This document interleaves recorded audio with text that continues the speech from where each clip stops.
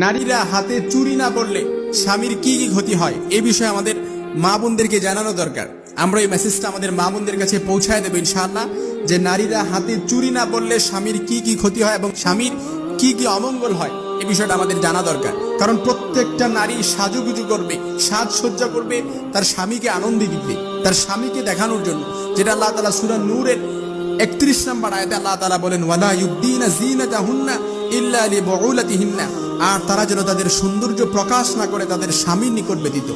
স্ত্রী সাজসজ্জা করবে তার স্বামীকে দেখানোর জন্য, স্ত্রী অর্নামেন্টস পরবে তার স্বামীকে দেখানোর জন্য, স্ত্রী অলংকার পরবে, সব বিষয় হবে তার স্বামীকে দেখানোর জন্য। রাসূল সাল্লাল্লাহু আলাইহি সাল্লামের কাছে জিজ্ঞেস করা হলো, আইয়ুন নিসাই খায়র? ক্বালা আল্লাতী তাসুররুহু ইযা নাযারা। রাসূল সাল্লাল্লাহু আলাইহি সাল্লামকে যখন বলা হলো, ইয়া রাসূলুল্লাহ, কোন নারী উত্তম, তখন রাসূল বললেন, যে স্বামীকে আনন্দিত করে।